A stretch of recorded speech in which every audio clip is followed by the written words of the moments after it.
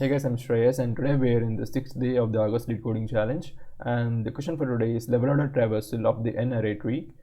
In this question we are given an n array tree, which means that a node in this tree can have any number of children. We've heard about binary trees where a node can have children from 0 to 2, 0 to 2 number of children, but here a node can have really any large number of children as well.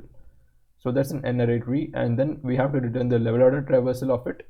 In the sense, we have to represent the tree level order wise. So the first we represent all the nodes in the 0th level and then the first level, so likewise. So it's a form of representation of a binary. It's a form of representation of a tree, but it's not the unique form. Like two different trees can have the same level order traversal.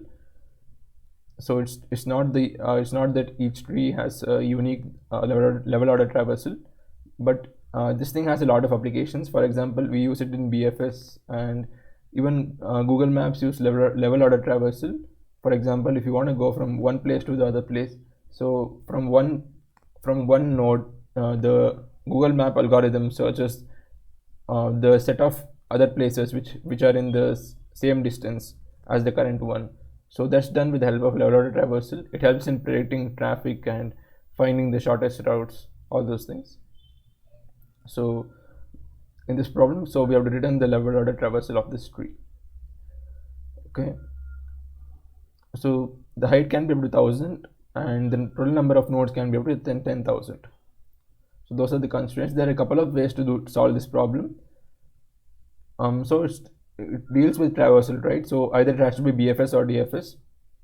We can solve it with either of the ways. So first, the most popular way is the breadth first search, or the BFS.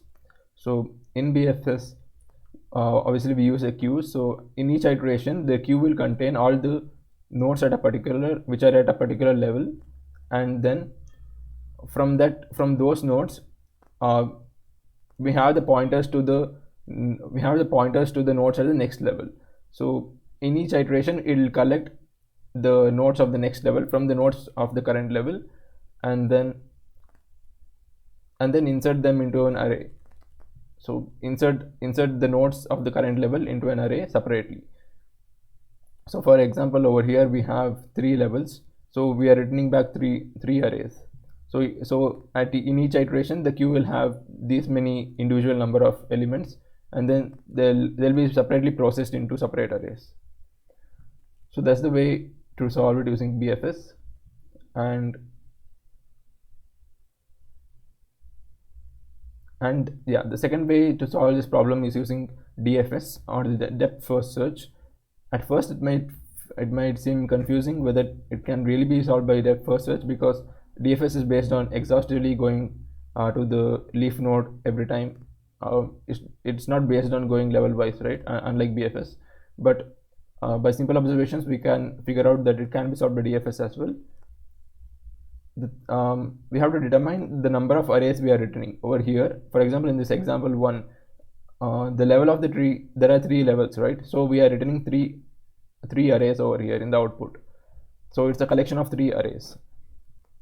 So if we determine the number of levels of the tree beforehand, we know we have to return those many number of arrays as well. And then if we do a DFS by keeping track of which level the current node is in, then we can insert that node to that array of that level.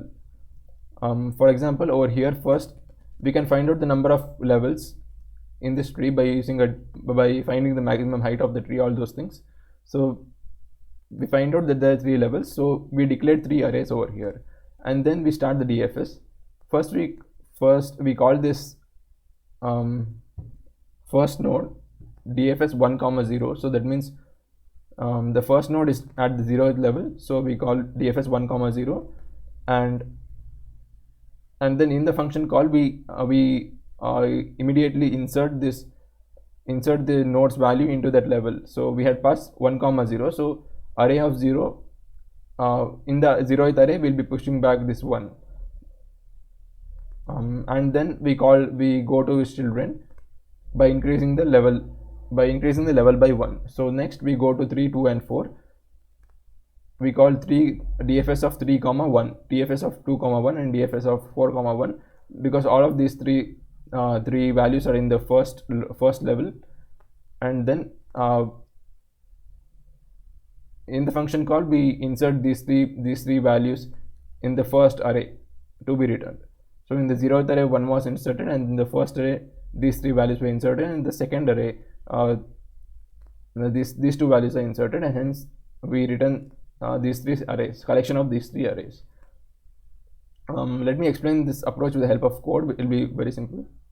So first we find out the number of levels, or in other words height, and levels is like number of levels is equal to number of the height plus 1.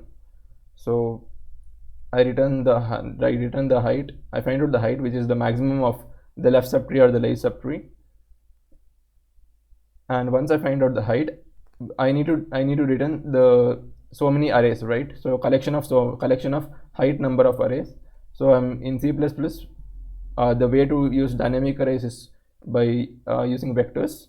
So I declare a vector of where each element is a array, and then I call the DFS function for the root node. So currently I'm at the level 0, so I'm passing 0 over here. So the current level is 0, and then the current node is root node, and then we have the vector to be returned. And then at each DFS function call, I'm just inserting the root's value into the current level, and then exploring through its children.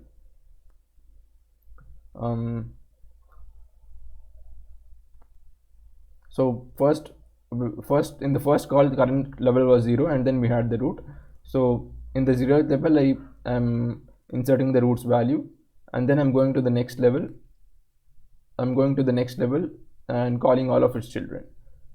So that's the way to do it, and we have to return them in left to right manner. For example, over here in this first level, the order is 3 to 4 in the output, so we have to stick to the order, and hence we have to call the leftmost child first, and then the rightmost child at the end, so that order is maintained in this for loop. So the both the time and the space complexities of both the approaches is O of n,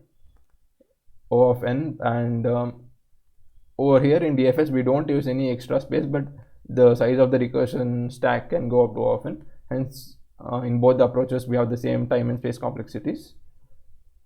So yeah, so these were the two approaches to solve the problem, and thanks for watching the video. Goodbye.